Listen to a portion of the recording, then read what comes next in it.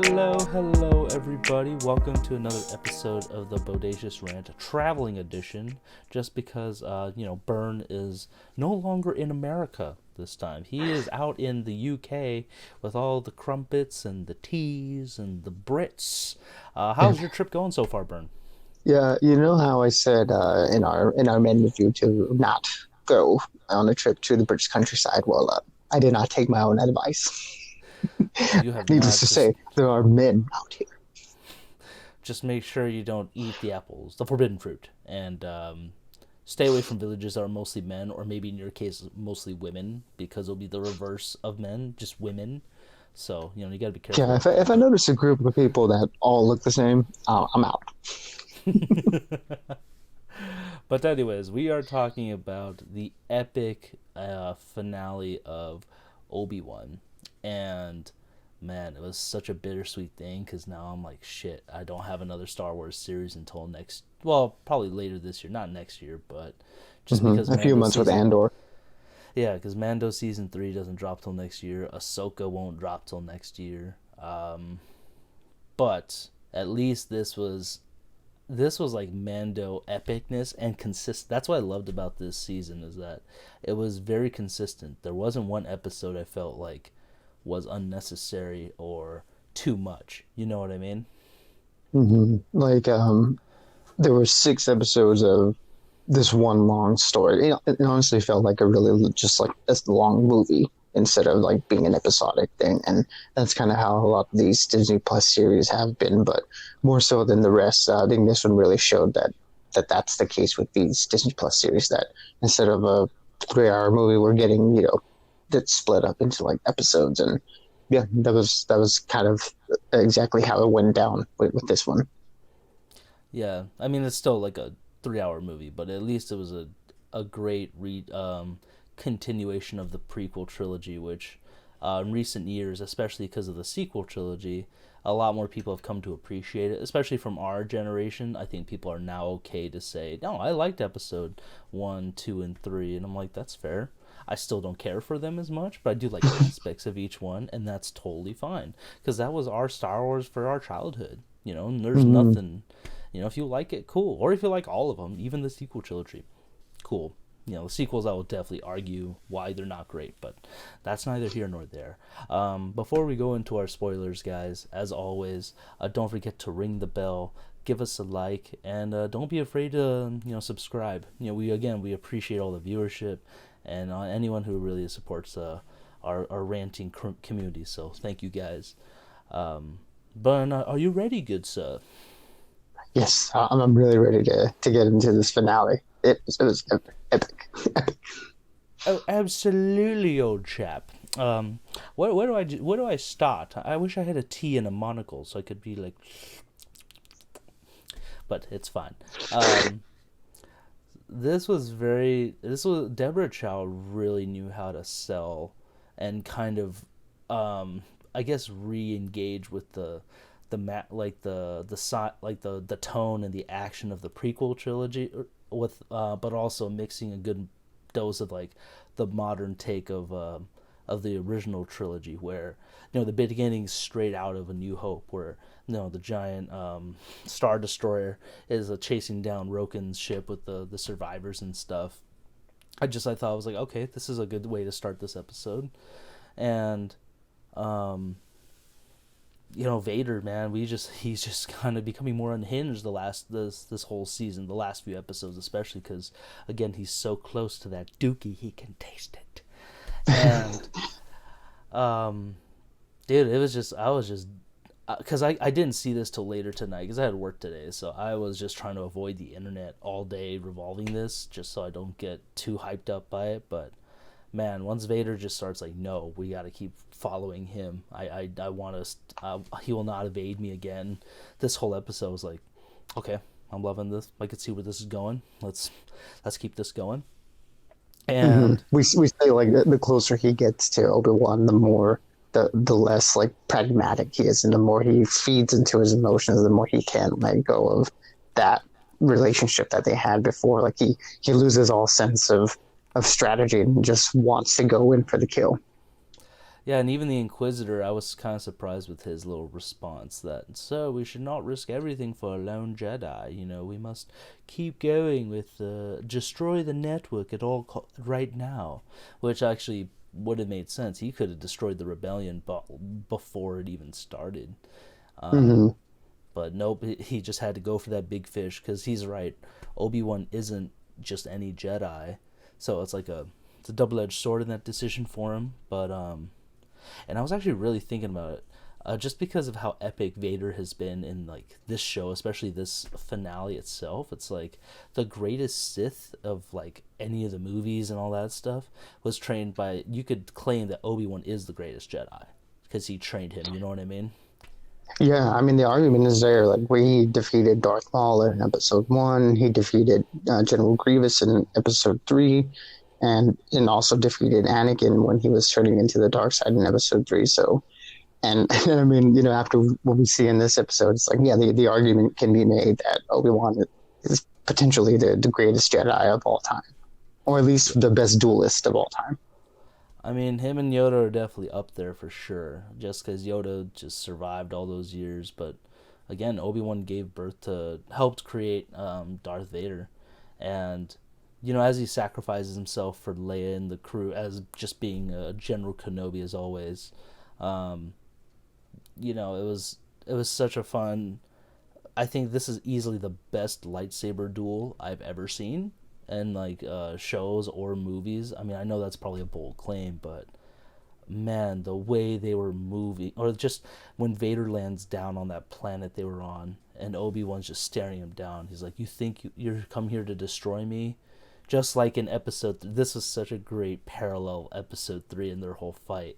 And he's like, "I'll do what I must." Gets in position, which is Mm-hmm. just the classic Obi-Wan position with the two fingers. I don't know why. I think he's trying to say you're number one. Yeah.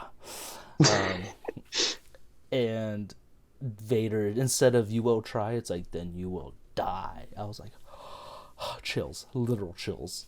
Um, but dude, just that lightsaber fight, Vader was so agile. Like, man, I thought last episode was badass. This was way more just him and Obi-Wan moving, going after it. Their use of the Force, where you know, he tries to get that pillar on top of him, and he says, "Your strength is back, but your weakness is still there." Throws that fucking thing and continues to kick his ass. I was just like, man, like, Deborah, you beautiful bastard, you knew how to get this, and I love it. I loved every second of it. You know, especially he Yeah. says, "Get off my poach, Jedi trash." I stood, I applauded, I loved every bit of it. And I think this is really where Deborah Chow shines the most is when uh, showing character through action, and this, she did that in her episodes that she directed of Mando season one, and we definitely got it here in this awesome lightsaber duel between Obi-Wan and Vader. Like you said, man, this is potentially one of the best lightsaber duels of all the Star Wars that we've seen so far. I mean, every element that's awesome is there. Their fight choreography is very close to that of the prequels and has elements of the sequels where there's like a raw brutality to it, but then there's also that grace that we get in the choreography of the prequel episodes. And just the way that they implement force abilities into the fight itself is something I don't think we've seen in Star Wars outside of maybe cinematics for like the Old Republic and stuff, where they're dueling with a lightsaber and clashing blades while also using force abilities at the same time. It was just so cool to see it in live action, man. This duel was everything I was hoping for, with all the hype that has been building, the rematch of the century and all that that's been going on. I think they definitely delivered with the duel here.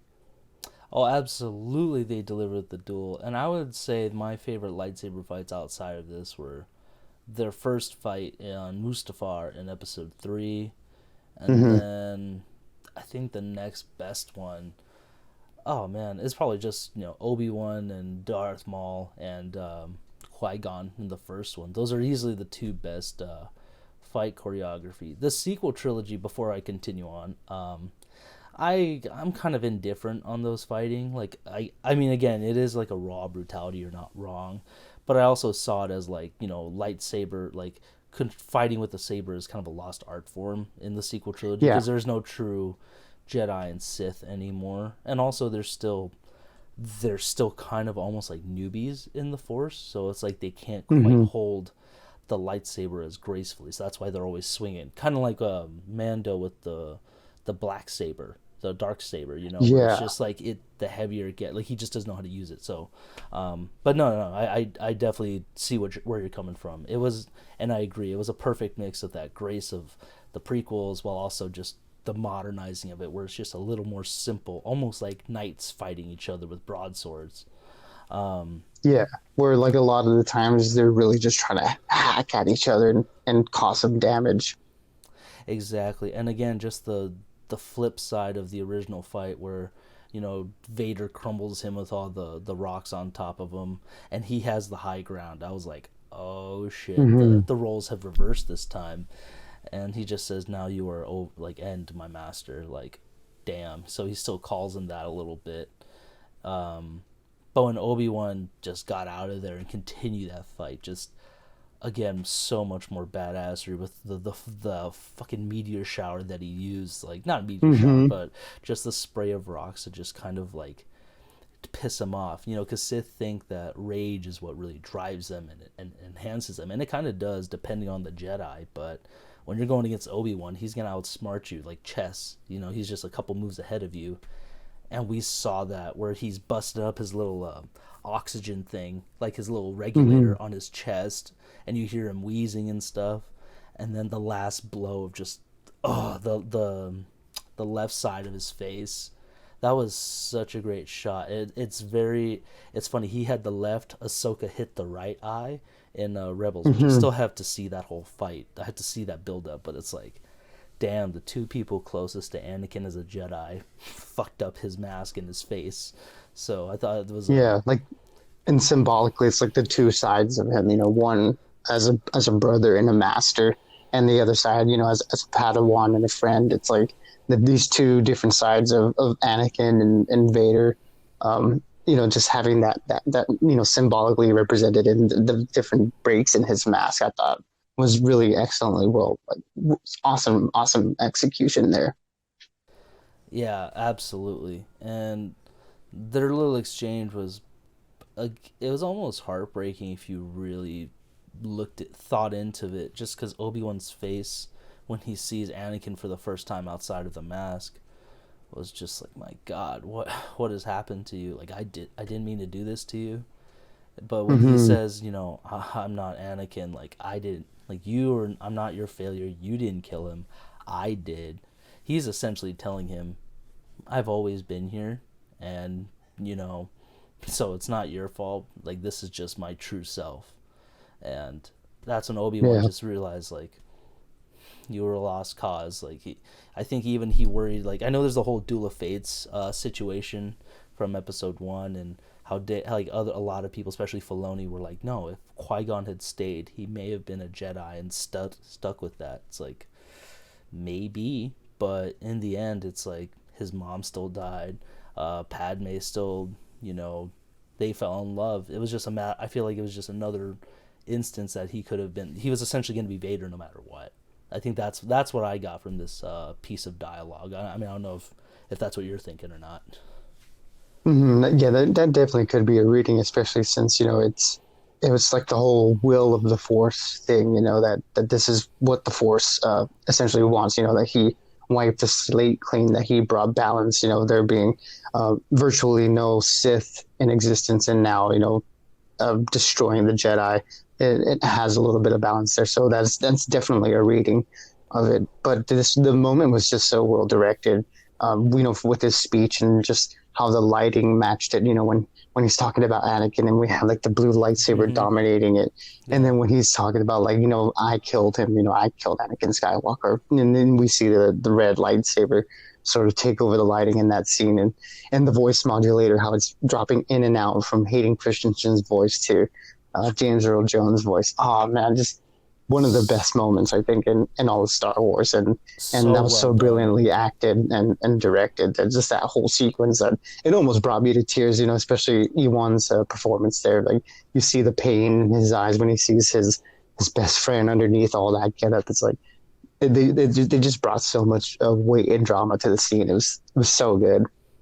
Dude, man, I think I give a lot of shit to Hayden Christensen for the episode 2 and 3. It's not his fault, it really wasn't. I just some of the dialogue he delivered, but that's again, it is what it is. He redeemed himself with this season. I'm never gonna Oh speak ill yeah. of Hayden Christensen again because I'm like, dude, outside of the original actor and James Earl Jones, like you fucking nailed it, especially with that dialogue alone. And that's when Obi-Wan, kind of like in episode 4, is like, goodbye, Darth. Like, he just calls him Darth now because it's like. And when he says, now my friend is truly dead, just like Luke told him in Return of the Jedi, now my father is truly dead. Again, it's Hmm. so sad. Like, man, such a good person and such with such true potential just went in a completely different direction. All the training, all the hard work, and all the caring and friendship just tossed out of the window. And when he walks away and that last shot of him just Obi-Wan collapsing, I was like, oh, that's I kind of felt bad for him at that point because it's like almost like he's crying for help, but at the same time he's just so angry. It's like I god damn it, I lost to him again. And Hmm. just that last shot with the modulator kicking in more just Obi-Wan. I was like, damn, this is so cool. Like Deborah, just 5-star action out of you completely. Um, Hmm. and dude, just back at Mustafar when he's talking to the Emperor, which they got the makeup a lot better this time, just because it's supposed to be more like Return of the Jedi, like the original Yes. trilogy, where it's not as like puffy. It's more like he's aging a lot more, and he's back to his skinny self kind of, and Yeah, a little more sunken in. yeah, exactly. And he's questioning him like, "Oh, are your old feelings getting back to you? Like you're kind of supposed to be above that. We have the empire to focus on." Not in those exact words, but that's essentially what he's hinting at. And Hmm. he's like, "No, I only serve you, my master." And I was like, "Damn, that's and again, if Disney doesn't capitalize on this, and if they don't either do an Obi-Wan season 2, which I have no idea how they would do it, to be honest. As much as I'd love to see it, what the fuck is Obi-Wan gonna do? They need to make a Vader show like ASAP because Hayden Christensen did such a great job, and we got to see a whole different side of like we got to see Vader in his prime, and man, that was some of the best villainy slash action I've seen in like any sci-fi or any show in a while. So, man, just that was great. And Yeah, I mean, of all the complaints like you can lob at the show, I don't think Vader in the show is a negative at all. I think the way he was shot, the way he was written, depicted, they really did a good job of showing us what Vader looked like in his prime, and I think they delivered on all fronts with Vader. Absolutely. yeah, and then Riva, and it's funny. This whole season, I've been thinking Riva's not redeemable. There's no way she can come out of this in a good way. But I was proven wrong again. Even though she did go to Tatooine to try and kill Luke off to get some sort of vengeance against Vader with like and Obi-Wan by trying to kill off Luke and also kind of getting vengeance for the younglings, her fellow Jedi. That was a crazy well done scene as well, where Owen and Baru are just fending her off. Unfortunately, I don't have pictures of the shots. I was trying to find it, but Moses Ingram, dude, again, just the other highlight of this series, where she's just really just relentless force trying to get Luke. And even after all her anger and after all her promises of vengeance, in the end she couldn't do it. And her breaking down crying was just like, damn, this is a like I do feel bad for you. Where she's like, I just couldn't do it. He killed all those kids and I couldn't kill him. Essentially, it's like, yeah, you're not a monster. Like, I'm sorry. Like, don't be upset by that. But man, just such another great piece of dialogue. Like right after, I was like, damn, Deborah, can you take off all this emotional weight off my chest, please? Like, she's just piling it on and piling it on. I'm like, damn. Just so well done. Yeah, definitely. All the emotional payoffs were happening in this episode, and yeah, that moment where she's breaking down in front of Obi-Wan, that was another really good emotional beat, I think, and yeah, just does a lot to show that yeah, I guess Riva is, she isn't fully redeemed, but she's on her way at least. She's taking a step in that direction, and it's cool because I'm glad that they didn't just full on like give her a redemption arc here after all the bad stuff that she's committed. But at least we're starting her off on that journey, like Obi-Wan says to her, like I forget the quote exactly, but that she by sparing people and by choosing to do good, like you're honoring your friends that died, and that's sort of what the true the true message of the Jedi is about. It's about redemption. It's about even as much as you fall into the dark side, there you still can have a chance at redeeming your and saving your soul essentially. So I thought that was a good message from him, because I think out of all the Jedi that we've seen, I think Obi-Wan represents the best parts of it. Not so much the dogmatic nature of it, but just the spirit of it all, and just the journey of it, of trying to do better. He was a true Jedi, because even then he also spared Vader. He could have ended him, and he knows he's more machine now than man. It's like he still couldn't do it either. So, his line of like, we're both free, it was like, yeah, you guys are free from your burden of just trying to right your wrongs, essentially. Um, and I was thinking about it too, right? After I just said, well, I want a Vader show. Rumor has it they're making a Cal Kestis show with Cameron Monaghan, and I thought she would be perfect to go on to that show. Just because Mm-hmm. he survived his brush up with Vader, and depending what happens in the other game, it would be great if those two kind of teamed up, like a former Inquisitor with a Jedi, and they kind of, and that would also be good because like Vader could just kill him off, and it's like, okay, cool, now we know what happened to Cal Kestis and the third sister. Like, okay, that's why they haven't been around. It's just kind of eliminate it, tighten up all the plot holes. You know what I mean? Yeah, you can fill in the gaps there. I know that he's confirmed to be showing up in the Ahsoka show. I'm pretty sure. I have a feeling he might show up in Andor as well, because of the time period that takes place in. But I wouldn't be surprised if they sort of try to do what they did with Rogue One, and stay away from Force user and stuff, and focus more on the on the ground soldiers, and a little bit of the politics behind it. So I can see him showing up in Andor, and I can see him not showing up depending on how they choose to depict it. But either way, I'm down for more Hayden as Vader, as I hope everyone is after this season. And if Moses Ingram isn't anything Star Wars, I just want to see her in more stuff. She was so great. Mm-hmm. I have another. She's on my on my crush list now. I was just like, man, just she's so pretty and she's so talented. Like, she needs to be on more stuff. Fan caster in Marvel, DC, everything. Um, and the last, again, this show tied up really well with just him going back to see Leia and letting her know, like, I did know your parents and you're the best parts of both, so don't ever question that. But she's like, no, I'm happy with, like, she loves oh my god, what's his fucking name? Bail Organa. Thank you. He loves the Organa. She loves the Organa family as well. Like, she realized her place with them. And with Luke and stuff, it's funny, the whole hello there is so taken off from episode 3. It's like, technically episode 4 was the whole that started that whole thing. When Luke Yeah, is his first line of yeah, dialogue. just hello there. Like, I was like, oh man, no, like how did I forget that?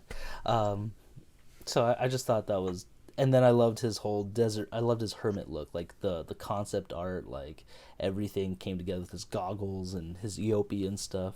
I was like, yeah, that's the nomadic Obi-Wan I've been wanting to see. And the big cameo that everybody's freaking out about, which I personally was like, okay, this was supposed to happen. I don't know why everybody's freaking out, but it was great to see Yeah. Liam Neeson again as Qui-Gon in Force Ghost. And he's just like, you're fine, like, you finally came. He's like, I've always been here, you just weren't ready to see me. And it's like, damn it, like, I love you too, Dad, essentially, kind of, because he's like, and then just, come on, we got ways to go.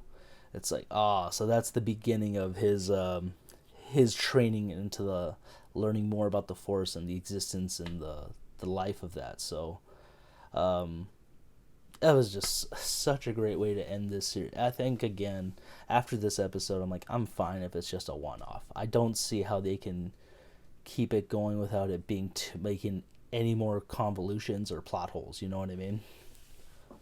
Yeah, this is as much as it could possibly set up a second, season. I do think that they wrapped everything up with a nice bow at the end of this episode. Yeah, like his goodbye with Leia that you mentioned. Such a great scene, another scene where I almost teared up because of his him telling her about her parents and the elements of them that she has taken on. Such a great way to wrap that story up, and him telling her that no one can know of our relationship, so it sort of like adds to a new hope with her message there, and I think this also in a way sort of giving us the reasoning why she named her son Ben. Like everyone was like, why, out of all the people that she could have named her kid, why Ben? And I think this, whatever you think of the prequel series, I think this season, at least for me, did a really good job of showing why she would name her firstborn child after this person. Where in A New Hope, we saw they really didn't have much of a relationship. I don't even think they interacted in A New Hope. No. But throughout this series, we see how much of an effect that he had on her, saving her life and all that stuff. So I thought that tied that storyline up in a bow really well. And just him journeying through the desert where he's going. We're not too sure. We can speculate that now he's on his spiritual journey with Qui-Gon and learning how to become a Force ghost, and maybe he's potentially helping out people on the path. Either we'll see or we're not, and it's cool that they can leave it open-ended enough for us to want more if they have any left, or they could just leave it here and sort of fit it nicely with the continuity that we have so far. Or before you finish up, hear me out. If they do a season 2, it'll be about him training with Qui-Gon and learning the Force and like those ways and stuff. Also with Darth Maul and his ascension to Crimson Dawn. So it's like a gangster crime show along with the spiritual journey that he's going on. And the last episode would just be them meeting up, recreating that fight. Again, I know we already in Rebels. I know we already saw it in Rebels, but I'm like, I wouldn't mind if we kind of redid it in a live action form, just to see those two beautiful faces and those awesome characters just go at it one more time. But that's just that would be the only way I would think it would work, in my opinion. Yeah, either they can end it here or not. I love Obi-Wan as this character, and his performance throughout this season has been the best performance of his in within the Star Wars universe. So if they want to do more, I'm totally down. Yeah, Ewan still got it, so.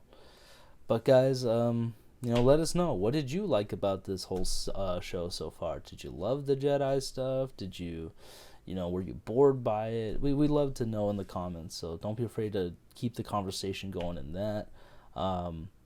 And as always, guys, we got another Ms. Marvel episode coming up. The Boys' craziest episode is supposed to drop this Friday, so prepare yourselves for that. I'm not sure what movies are coming out right now, but again, we will get to them. I know Byrne is traveling, so movies-wise, we will definitely try. And, as always, guys, stay bodacious and keep on ranting. We appreciate everything, guys. Yeah, absolutely, everybody. Thank you for tuning in with us, and talking about this season of Star Wars. We've been enjoying it, and we hope everybody's at least been enjoying the discussion of it. So we're going to be here for more. Of course, there's a lot of the shows that Ryan mentioned. So yeah, until then, everybody, we'll see you then, or we'll see you on another time. And like Ryan said, but stay bodacious and keep on ranting, and we will catch y'all on the next one.